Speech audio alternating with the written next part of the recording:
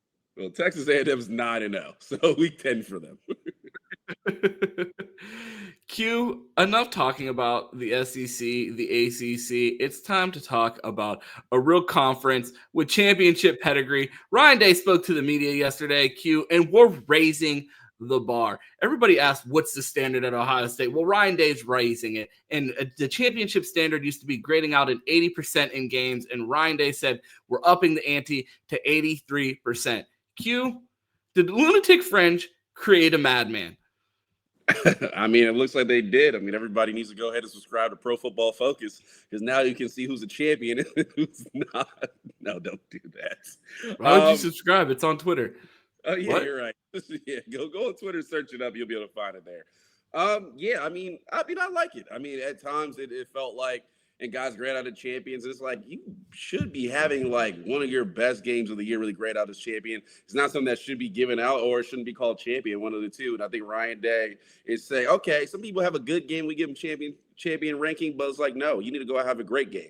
You have a game people are talking about all week past that if you're going to grade out as champion, especially after the coaches grade you. So if you're doing that, you're doing it well. And Ryan Day's raising the standard. It's too many great players at Ohio State to have a decent standard. You got to have a high standard.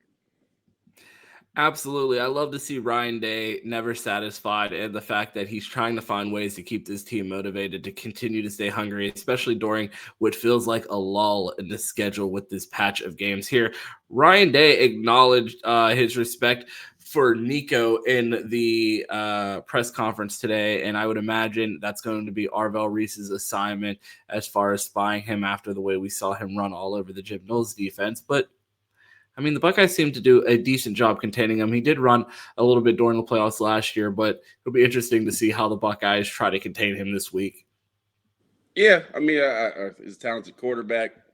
I think it's a good challenge for the edges and the linebackers, but, I mean, they've done a great job all year. So something tells me with the secondary we have, I don't think it'll be an opponent. They're going to be like, we can't contain him. I think they'll be fine.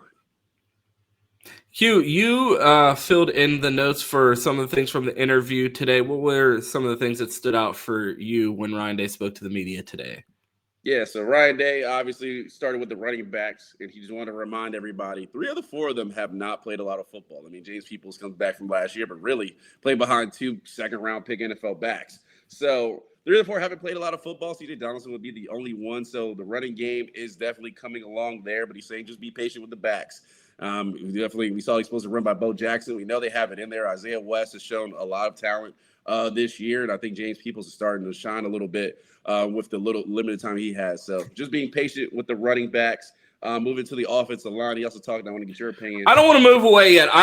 Q, I have an announcement, and go for it. It's your show. It's our show. I wanted. Look, I feel like I've been very critical of James Peoples, and I jumped off James Peoples Island second drive of the season. Q, I'm putting on the life vest and I might swim back. No more room on the boat, Ron. I'm not ready to give up yet. I don't know if I'm a masochist. I don't know what's wrong, but I'm not ready to completely give up, and I feel like I may have jumped ship too early on him. I really do. I think he's one of the top 2 backs on the team? No, but I do think he has steadily gotten better throughout the season, and at least at the very least, if you're going to be on the field, I need maximum effort. And it feels like I'm getting that out of James Peoples, and I will give him that credit. So, and what do I always say? If a kid's out on the field and he's giving maximum effort and it's not good enough for Ohio State, it's on the coaches. Shouldn't be on the field. So if he's out there giving maximum effort as a scholarship athlete for the Ohio State, I respect it. And I think he's getting better week in and week out. And the fact that he hasn't let the ascension of the younger backs in the room completely ruin his confidence and make him quit. You know what I mean? It's a loaded room. It's a transfer portal. I would imagine that his phone's ringing off the hook with the pedigree that he had as a prospect.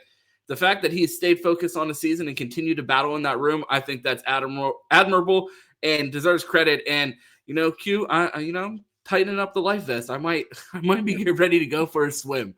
We'll pick you back up on the boat with the other 6 Ohio State fans. We're holding strong over here. I agree with you. I think James Peoples obviously hasn't played a lot of football. I don't think we know this, he's not as natural as Bo Jackson and Isaiah West as far as running the football and obviously find the hole, getting through there. But I think he's as talented as any of those guys. He's as explosive as any back we really have on the roster. Hasn't had that big run yet is my prediction, but you see him burst through the hole, especially on Saturday against Purdue. You see a couple times where he touches the ball and he's at another gear, and it's like, whoa, okay, I remember that from last year. Like, it's there. So I think, again, he probably needs another offseason to work on his game a little bit. Definitely needs some coaching, so that's on Coach Locke. But I think you come into the year next year with Isaiah West, James Peoples, and Bo Jackson, and you have pretty much a 3-headed monster of really, really talented good backs. If you can get James Peoples up to speed along with Isaiah West, who's still working on some things in his game. Bo Jackson, he's spoken for himself already, so I feel like next year we'll be confident he's an NFL back. So, yeah, a lot of talent in his running back room. A lot of talent in the running back room, and the running game is starting to take a step. Part of that will be predicated on the Buckeyes being able to get the offensive line right. Ryan Day said he expects Josh Padilla and Phillip Daniels to have a full week of practice after both offensive linemen missed the Purdue game with injuries. He said, we'll see how things go. Hopefully we can get him. He also talked about Ethan Onua getting potential reps at that right guard position as well. He said, we'll see how this week goes. Hopefully we can get him to play at a certain level we need and him to play to finish the season how we want to. Q, yeah. With the offensive line getting healthy, do you expect this offensive line to get things right before the end of the year? We watched, it felt like Tegra had another rough game. Ryan Day addressed the offensive line and what seems to be fans' concerns about it. And he said he's not disappointed, but he does acknowledge that there are things that need to improve. That was kind of my take through the first half of the season, and I felt like we had a lot of those conversations last year, but I kept saying at the beginning of the year, I'm confident because we had these same issues last year, and we saw them get corrected throughout the year. Yeah, I haven't got a chance to rewatch the film yet, but I'm not necessarily sure that we've shown at this point. We're 12 weeks into the season. Are these things going to get corrected? And I think it's shifting from can they get corrected, or is this going to be a hindrance when it comes to winning a national championship? I think last year we had high confidence because we also had 2 first-round picks on the offensive line. I think that definitely helped. And obviously, you look right now, we have? I think also Arvell's played as well as anybody across the country. But I don't know necessarily if we have multiple first-round picks. Probably not right now on this offensive line. So I'm confident in saying that. Something I wanted to ask you about, but I'll finish my statement first. I think this offensive line has shown things when the offense has been more open and a little, and they're able to explode. And you talk about it, they get down in the red zone, they run 4 plays, and it's like, yeah, guys are whiffing on blocks, but it's not only the offensive line, the tight ends have missed blocks as well. And it's just tough to run down there. I don't care who you're playing against, it's D1 players on the other side of that ball. So it's going to be hard. They got scholarships too.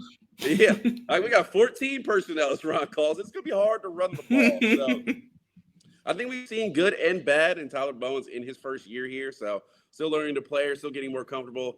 I hope. I'm not going to say they will figure it out by the end of the year. If all else fails, give it to the guy who's throwing at 80% completion percentage, and let's ride with that. But it would be nice to go into the playoffs with a run game. It would be nice to play against a team up north with a run game. A guy you brought up over the weekend, so I'll let you talk about him. Ethan Onua, who I finally got his name right. Him at right guard. We talked about it. You said he graded really high. That popped up to you. So you haven't seen the film yet. But do you feel like he finds his way back? Because it felt like maybe he might be the answer, maybe not. Like, we didn't know, and then he was just out the lineup. And it was like, well, we don't know if these other 2 guys are the answer either. So what happened to Ethan? The fact that he's back in the rotation, it feels like each week we're constantly finding a guy that decides, I'm going to get back involved in the action. Jason Moore on the defensive side of the ball, Edric Houston last week. It just feels like it's a constant reminder of how deep this team is. And that is the small bit of reassurance that the fact that Ryan Day is still not done searching, and he knows that they have the talent and the bodies in that room, and he's not going to stop trying to push competition in that room until he feels like he's getting the results from that position. that is at Ohio State starter level. And I like the level of competition. I'm not opposed to them trying anything until they feel like they have the best 5 playing. And I feel like that mentality applies to every position room on the roster. Yeah, I agree with you there. We will see. So offensive line, I feel like it will improve moving on to a position room that I don't know can improve. Ryan Day praised Arvell Reese for not being distracted by the NFL hype. He was a front runner for national awards, and he could be a top pick in the NFL draft. I think Arvell never gets distracted with noise. He just focuses on what matters. A unique trait, Day said. And they also said he's never coached a player with athleticism and the talent of Arvell Reese. He also said Sonny Styles is in the same realm. Ron, are we going to be, how sad are we going to be next year when we don't have these guys just running around the field? My heart's already hurting that we only get 1 year of these two. I 1 year of those two together, and I feel like we're seeing two completely different experiences of fan experiences with a player, because I feel like we've been watching Sonny since he was a child, honestly. Like, we were covering Ohio State when Sonny was still in high school, and to see him now having played multiple positions at Ohio State, be a Block O recipient, and now potentially a first round draft pick, to see him go from being the 17-year-old that we're like, holy crap, they're putting this future NFL defensive end in nickel in a playoff game. And now we see him being one of the best linebackers in the country. And then Arvell Reese, a guy that, came in and they're like, all right, he's going to start in Larry's room, and then they're going to make him a linebacker, and now he's the best player in the country. It's like, whoa, that happened overnight. And it's just been special. And we talked about it throughout the season, how important it is to make sure that, like, throughout this year, make sure you're enjoying how special this team is, because rarely do you know in real time that you're watching something historical. And whether the Buckeyes win a national championship or not, this defense has been special to watch. The level of athleticism that Arvell Reese has flashed all year. Ryan Day talks about him being one of the most unique players that we've seen at Ohio State and that he's ever coached. It's easily one of the most dynamic defensive players that we've watched at Ohio State. And it's just been, while it's only been a short year watching, it's been an enjoyable one, and definitely going to enjoy the few games that we have left, 3 guaranteed, 4 at this point.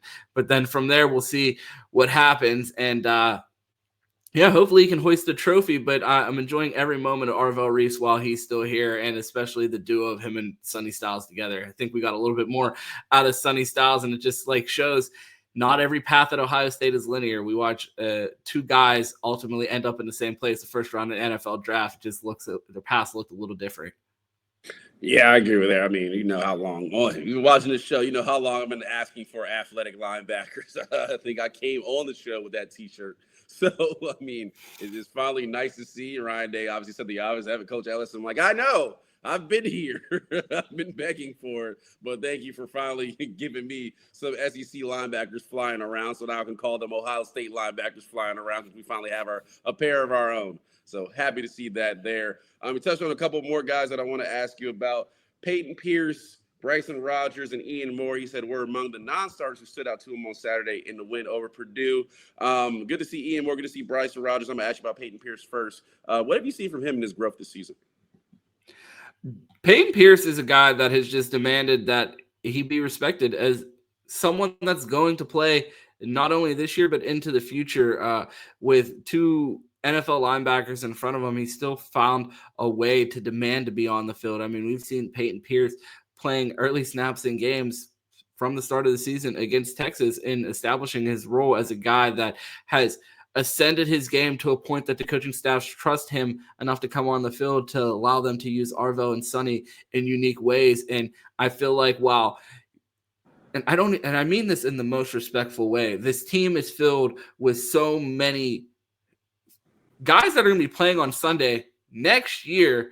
And then you have 2 guys in Lorenzo Styles and Peyton Pierce that may not be the highest of NFL draft picks. And who knows what the ceiling is for Peyton Pierce. He could be. Where he's only scratching the surface. If he continues to play like this, he will. But right now, I don't think we have him in the same category as Arvell, Reese, and Sonny Styles. But these two guys are the key to the defense and allowing Matt Patricia to do what he wants to do as far as having the personnel groupings that he wants on the field, as far as being multiples with the safeties, as far as being able to move Arvell and Sonny around on the defensive line by having Peyton Pierce, a guy that they trust having in the game. His role is so valuable on this team that I can't say enough about what him and Lorenzo Styles add to this defense. And I feel like in years past, those are roles that I probably would have glossed over and not really appreciated as much. And I just don't think it could be stated enough, like what those two provide. No, I agree with you. Usually, like, get the first round picks on the field. That's all. I'm like, play the starters. I don't. If they are not at that same exact caliber, and it's like, is Peyton Pierce 6'4", 244 pounds, running a 4.5? No, but is he a great college linebacker? Yes. Like those guys aren't real humans, and it's like you have the expectation of when you have these two freak shows, like everyone has to be that, and it's like. May not look the same, but man, does he provide something special to this defense. And I'm glad that Ryan Day was able to show him some love. And the way that he's played this year, I think it has to be encouraging going forward with what he could potentially provide for the defense. Yeah, I agree with that. I think Peyton Pierce has played really well this season, higher than my expectations, but he's got there a lot faster. So I'm happy for him, and I'll give credit where it's due. Brian Hartline took a page out of the book and saying, oh, if we have first-round picks, we can still play other guys. And Bryson Rogers got a chance on Saturday. I thought he had a really good game. I've been waiting for a while. I think I'm one of the last few people beating Bryson Rogers' drum, and that was me just saying, I want to see what the guy can do. I'm not writing guys off before I see him hit the field. What was your impression of Bryson Rogers Saturday? Because he got a lot of time. He's basically filled in for Cardinal Tate and was the starter. It shows the trust that the staff has in him when he's locked in. You hear the names of Quincy Porter and Mylan Graham, but Bryson Rogers is a guy that, with a loaded room, tons of talent has come in, and he's kind of stayed the course. He entered his name in the transfer portal, ended up sticking out with the Buckeyes, and, he's getting his opportunity and making the most of it. I thought he looked like an Ohio State wide receiver out there. You know what I mean? He looked the part and shows why he's been in this room and has survived as long as he has. And to see him go out there and make the most of his moments, again, speaks to how prepared these guys have to stay at Ohio State and how the competition never ends. And when their moment was there, he was able to show up and perform. Yeah, and obviously, shout out to him for staying locked in. I mean, we know he's had the injury. I had the question of, is he going to, after C.J. Hicks and I'm forgetting one. Malik Hartford.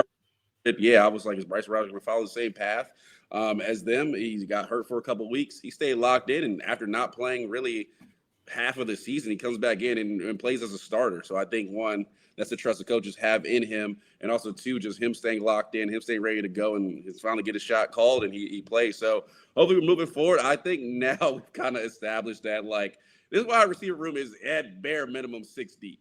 I feel like Mylan Graham, we've seen him enough. We've seen enough out of Quincy Porter and limited action, but we're like, yeah, he's good to go. Go ahead and put him game. Now Bryson Rogers gets a full game, makes a few catches. Definitely with more game time, we'll get better. I think we slowly established, like, Zone 6 can be 6 people.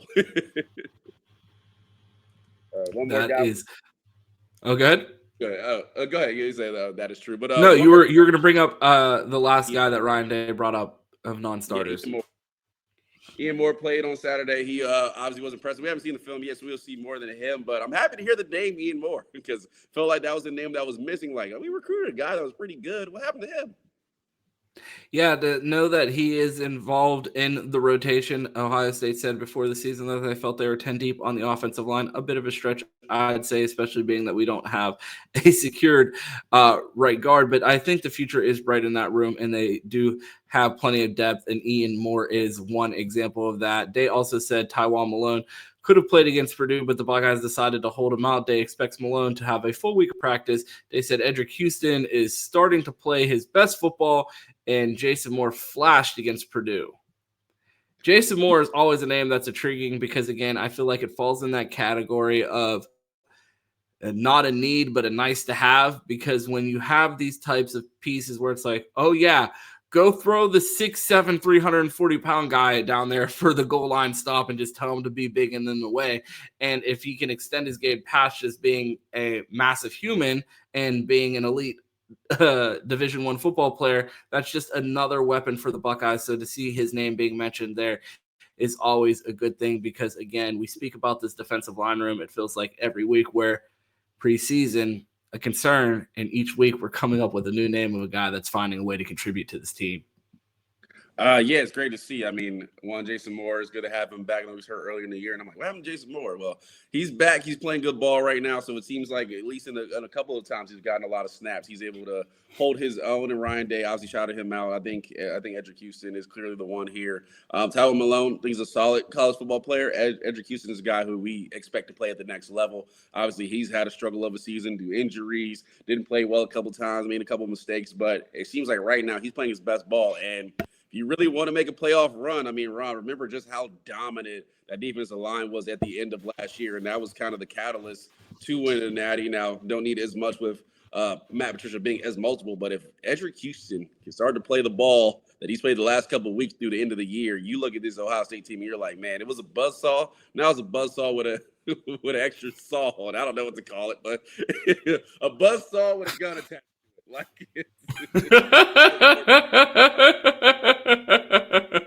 Shotgun with a chainsaw. Chainsaw with a knife on it. Oh man, we all know Q is not a handyman down in Arizona. Definitely not building a home compound there. No, I'm not. If anyone knows how to do it, hit my line because I need help. Absolutely. Q, that's all I have for today. A couple of notes, but we're going to wrap it right under an hour, trying to do a better job of not letting the show just linger. Let the people know where they could find you. We did crazy numbers yesterday, by the way, Q. Yeah, no, I was able to check that out earlier. Appreciate everybody who's watching the videos, liking the videos, hitting those comments. No matter what you comment, they're always funny, entertaining. We appreciate it. Like Ron said, if you're gonna tell us that we suck, at least put a couple sentences in there that helps the algorithm go out. So definitely appreciate that. Shout out to the members. Greatly appreciate you. And again, Chris Drew owes us another video already. It's coming soon. I know it'll be there. So by the time we're back, he's gonna have to record too. So appreciate everybody subscribing. If you want to find me, City Boy Quentin on Twitter, Flyna Johnson on Instagram, but most importantly, here Monday through Friday on the Buckeye Roast here on the Dead Air Sports Network. Ron, where can they find you at? Q, we've been teasing members content for a while now, and Chris Drew has been carrying the load for us. He's been telling us to start recording our pre-show, and I'm like, I don't like to wear my hat during the pre-show, so I don't like to record. But I put the hat on for you guys. I mean, it's always attached, but, you know, I have the hat on for the pregame show. So now we are going to start recording what you guys can see the behind the scenes of how the show comes together. Q and I normally say that we're going to record at a time. We show up about 25 minutes after that time. We then get on and write the show for about 30 minutes. During that 30 minutes, we do our own show for each other. It's just us. It's us just doing the unfiltered version of the show. So we're going to try to clean that up a little bit and share it for members. Yeah. I am highly concerned with what gets said. Yeah, we're probably, I feel like there's going to be days where people are going to be like, where's the members pre-show? And it's like, well, Q said something ridiculous and Ron didn't feel like editing it at 3 a.m, so just no members content that day, but there will be a members pre-show that we'll start putting out in the mornings. You guys let us know in the comments what time you guys want us to drop that. Should we drop it right after we record so you can find it in the morning? Do you want it right before the show starts so you can watch it like as a lead-in? We'll experiment with that, but we do want to start getting you guys more members content. You can also find me here weekdays, Monday through Friday, for everybody, the Buckeye Roast, here with my guy Q at 10 a.m. right here on Dead Air Sports. You can catch me in the Bleacher Report app with Chris Drew for instant reactions after every Ohio State game in the Ohio State team stream. And you can catch me on X at 2Ts. I did it, Q. You can find me on Twitter. I'm not on X. I'm on Twitter. You can find me on Twitter at 2Ts. That's 2_TESQ. You know how this show ends. It's always go Bucks. And of course, OH. Ayo.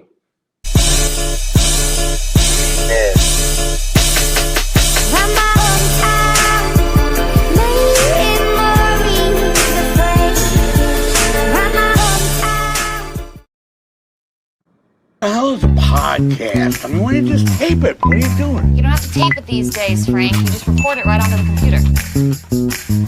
Dead air.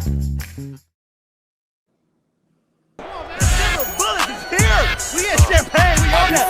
We own that. When I hit the scene, everybody know me. 40 tuck in my skinny jeans. I'm so fucking low key. All hundreds, finna go get some cream. This another show week. It's a show week. Out the 7 days, I gotta pick up 40. Mama told me, baby, get you some sleep. Gotta turn down, move slow, please. I go home, rock my son to sleep. Gotta stay awake, get more of these. Nigga, you mad cause you ain't getting no cheese. Whole hood charge you whole fee. Sometimes there's no one to watch over me. Too broke, can't get close to me. Send an op, say hello to me. Never respect when approaching me. And don't act like you don't know it's me. Know that bitch somewhere close to me. And I ain't got no reason to be on that. You don't want to vent your homie. Even though I really be on that. Beat a nigga up if you want that. You can't even buy a whole lunch, Jack. Better get a clock and punch that. Used to run my hood like a rug rat. We went to war with one guy. Ain't lying, we'll go, they come back. All on defense, we bust back. So they want me whack. 100 shots out the back of the lat. I spit that shit that you get high to and make you want clap after that. Then drop some shit that make you contemplate on it after the fact. Rap about the shit you living, nigga, what happened to that? I don't give a fuck about the rap game no more, nigga, I'm after the check. I ain't with the rap beef, nigga say my name once, I'm after his neck. Reach for 150, I'm